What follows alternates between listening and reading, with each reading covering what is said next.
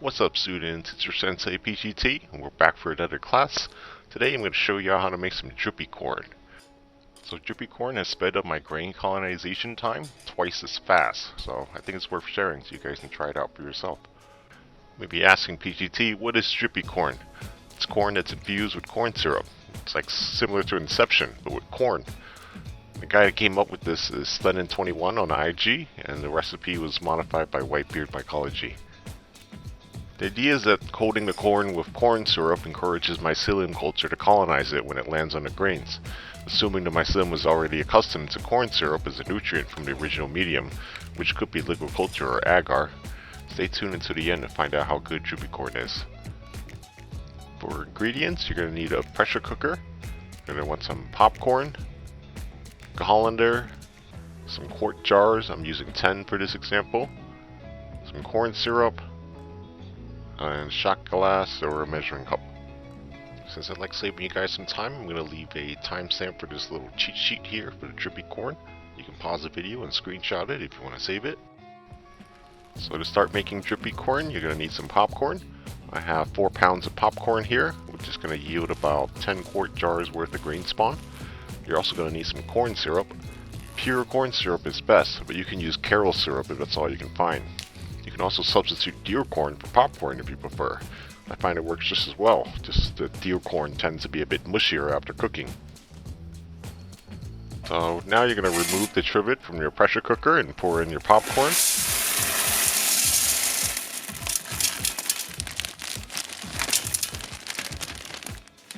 Fill the pressure cooker with water until it's about 3 inches above the popcorn.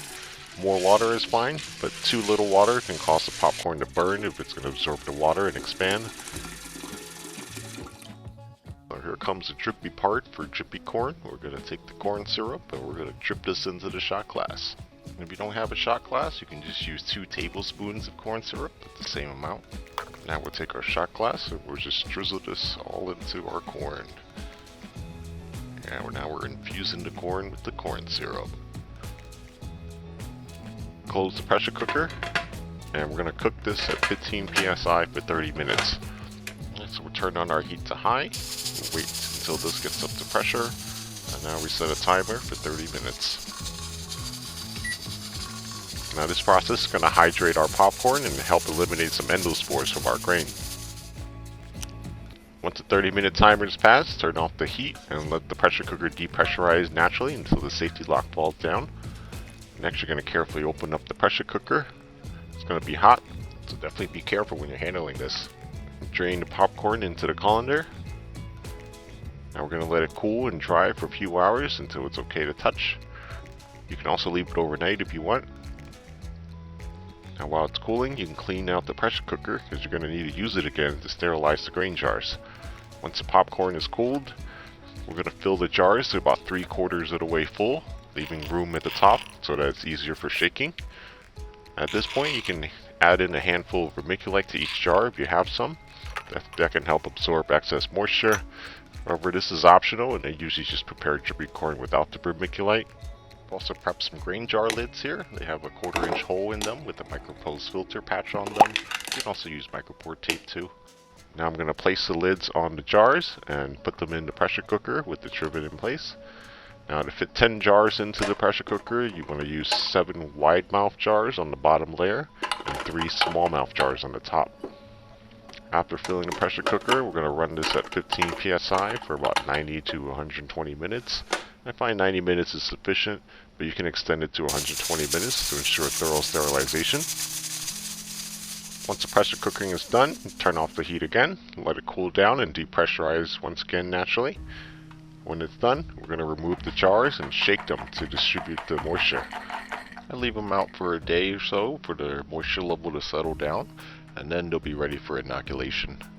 So here they are a day later, and I'm going to be inoculating these today. There's still a little bit of moisture left in the jar, but that'll be okay. You don't want any water to be pooling there, but if it's pressed up against the glass and it's a little bit wet, that's fine. You can even give it a little shake before you start. So I'm going to go ahead and speed up this part a little bit. This is the general process of how I inoculate the jars. I start by wiping down the jars with 70% isopropyl alcohol. Then I would loosen up the lids. Now let's start by preparing the plate of mycelium. I'm going to unwrap the plate here, and I'm going to go ahead and flame sterilize my scalpel. And with that ready, I'll let it cool down a little bit, and then we're going to cut slices into the agar wedges, the crisscross shapes. And then I'll carefully just chuck the agar wedges into each jar.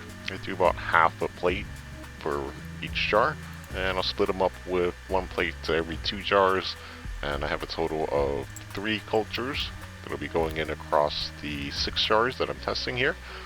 And of course, after you inoculate, I close them up and I give them a really good shake to try and get the mycelium everywhere, get the inoculation points everywhere. Then I'll set these on a shelf at room temperature, and we'll watch how they grow off the next few days. Alright, here are the jars about 6 days after we've inoculated them. As you can see, mycelium is starting to take off, and some of the jars we're getting a lot of mycelium growth all over the place, and in some jars we just didn't get any growth at all. Now I think this is mostly attributed to the culture just being very old. These were some old agar plates that had sitting around for way too long, and I didn't want to get rid of them completely, so I wanted to just try and use them and spawn them. But sometimes they just don't take off, and that's okay. That's why we make multiple jars. As you can see, a lot of the other jars in the back here are doing well. We just got just 2 of these jars that are the slowest of them all.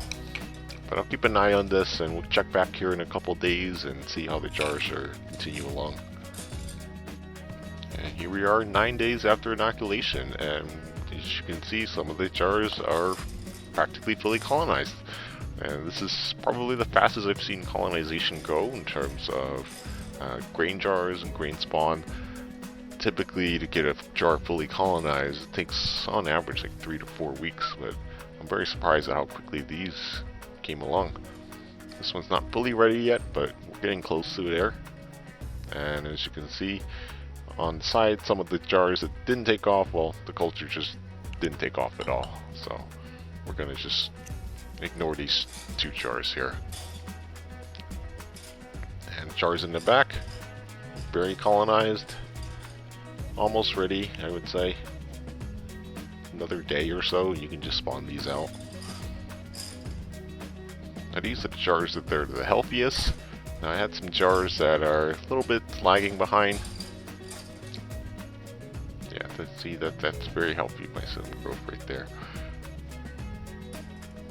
And then these jars here are straggling behind. This culture might have been a bit older and a little bit weaker, but they're taking off for sure. I mean, 9 days, you get this much colonization, that's pretty good. So I'm going to give them some more time and see if these will catch up to getting fully colonized, and we'll be back here in a little bit. Here it is 11 days after. I'll be spawning the ones that are ready, like this. Then the ones that aren't ready, I'm going to leave them to sit for a little bit longer. So they tend to finish off around like day 18, day 20. The ones with the stalled culture never really took off. So it's very important that the health of your culture will also determine what your colonization will look like. You can speed this up if your culture is already used to corn, being the grain nutrient from previous grows that are cloned out. I've got a friend that grew his cultures out with corn, and he shared with me a plate of the culture, and I tested it, and they took off the fastest in the Drippy corn compared to my cultures that were kind of used to millet as the main grain spawn.